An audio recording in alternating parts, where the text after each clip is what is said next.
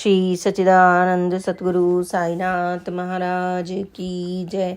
साई शक्ति में योगेश्वर में आगे की कथा।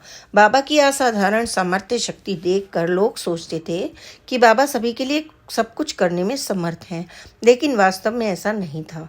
बाबा किसी के लिए कुछ करने या किसी को कुछ देने से पूर्व पात्रता पर विचार भी करते थे और उसकी श्रद्धा भक्ति को भी परखते थे।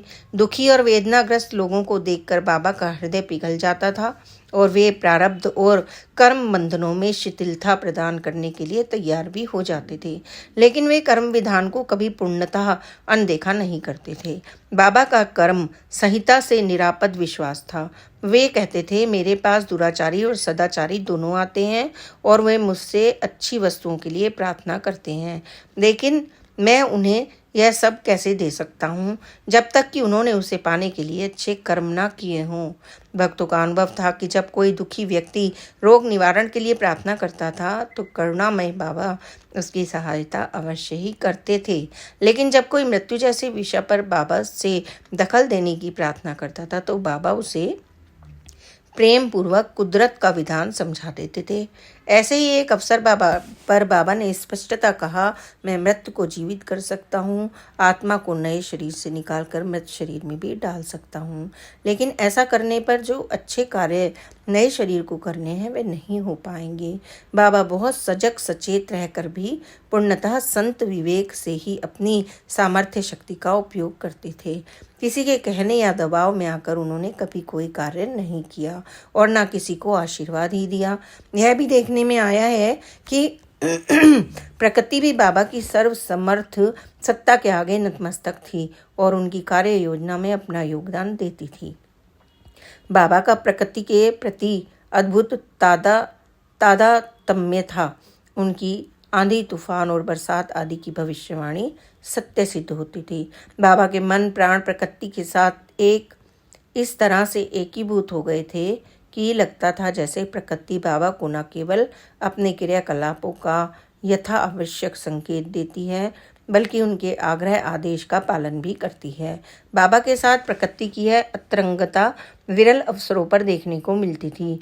एक दिन माध्याह्न आरती के बाद बाबा ने आंधी की आशंका को भांपकर लोगों को वापस अपने अपने घरों को जाने का आदेश दिया। सुनने वालों को अजीब लगा कि जब मौसम इतना साफ सुथरा है तो बाबा ऐसा आदेश क्यों दे रहे हैं, लेकिन कुछ समय के बाद अचानक ही मौसम ने पलटा खाया और बहुत वेग से हवा चलने लगी और इतनी तेज आंधी आई कि घरों के छप्पर तक उड़ने लगे।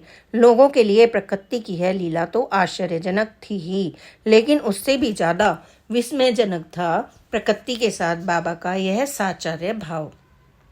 ऐसे ही एक और दिन शिरडी में बहुत जोर का झंझावात आया। तेज आंधी के साथ मूसलाधार वर्षा होने लगी।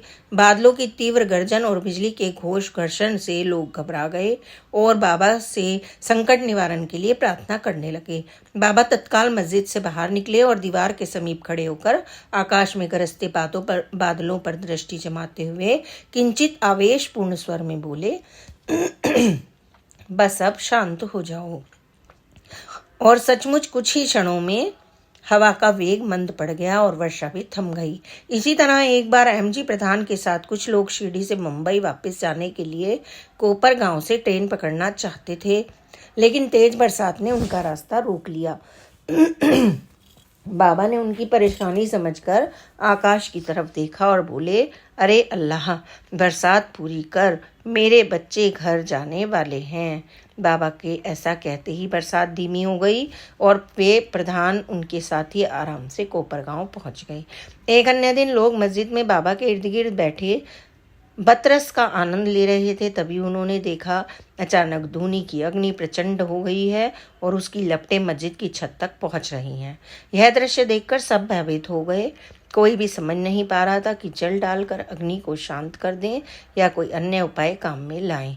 समीप बैठे बाबा तत्काल ही परिस्थिति की गंभीरता को समझ गए।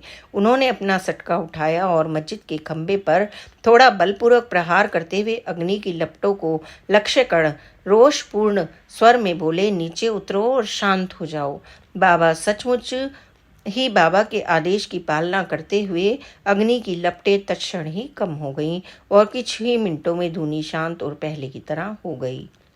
एक बारगी अविश्वसनीय सी प्रतीत होने वाली उपयुक्त घटनाएं बाबा को एक महासिद्ध योगी के रूप में प्रकट करती हैं और उनकी असीम एवं अलौकिक शक्ति सामर्थ्य का संकेत देती हैं। योगी के रूप में बाबा इतने कुशल और परिपूर्ण थे कि उनमें साक्षात महाशक्ति ही क्रियाशील दिखाई देती थी। वस्तुतः वह बाबा का योग सामर्थ्य ही था जो उन्हें ईश्वरीय बनाता था। बाबा में योग शास्त्र में वर्णित सभी सिद्धियों का परिपाक था। बाबा की योगिक शक्ति और उनके अलौकिक कार्य व्यवहार को साधारण मनुष्य की बुद्धि से समझना असंभव था। उनकी योग्यता, सामर्थ्य और कार्य प्रणाली मानवीय सोच से परे थी। यह भी उल्लेखनीय था कि धरती पर महायोगी का जीवन जीते हुए बाबा ने अपनी शक्ति सामर्थ्य का प्रयोग कभी व्यक्तिगत इच्छा पूर्ति के लिए नहीं किया।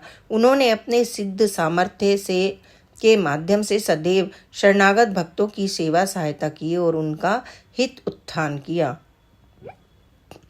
बाबा की दृष्टि, स्पर्श और इच्छा मात्र से लोगों का कल्याण होता था। लोग उनके पावन साहचर्य से ही कृतार्थ हो जाते थे और एक आंतरिक शांति और सुरक्षा की अनुभूति करने लगते थे। यही कारण था कि भक्तजन बाबा को अपना अभिष्ट दाता और मंगल प्रहरी के रूप में देखते थे और उन्हें ईश्वर का ही अवतार मानते थे। लेकिन बाबा सदैव खुद को ईश्वर का दास ही कहते थे और प्रति क्षण कृतज्ञता पूर्वक ईश्वर का स्मरण भी करते थे। अलौकिक शक्ति से संपन्न होने के बाद भी बाबा ने सदा ईश्वर इच्छा को ही सर्वोच्च स्थान दिया और स्वयं को ईश्वरीय नियम के अधीन माना। इतना ही नहीं, बाबा ने कर्म विधान को भी स्वीकार किया और उसके फल भोग को भी आवश्यक माना। ईश्वर एवं प्रारब्ध के मध्य स्वयं को एक अकिंचन प्राणी के रूप में रखते हुए बाबा ने एक बार कहा था, कर्म पथ अति रहस्यपूर्ण है। केवल ईश्वर ही एक सत्ताधारी और प्रेरणा देने वाले हैं। मैं ना तो ईश्वर हूँ ना ही मालिक, केवल उनका एक आज्ञाकारी सेवक हूँ। कहने की आवश्यकता नहीं है कि ईश्वर भक्त संत के रूप में ही बाबा ने अपना परम पूर्ण रूप पाया, अपनी दिव्य सामर्थ्य को संजोया और लोक कल्याण के व्रत को निभाया। नरदेह में साक्षात नारायण भक्ति शक्ति को धारण करने वाले बाबा अपनी महिमा में कितने विलक्षण थे, इसकी तो आज सिर्फ कल्पना ही की जा सकती है। श्री सच्चिदानंद सद्गुरु साईनाथ महाराज की जय। Please like, subscribe and share this channel. Om Sai Ram, जय साई राम, ओम साई राम।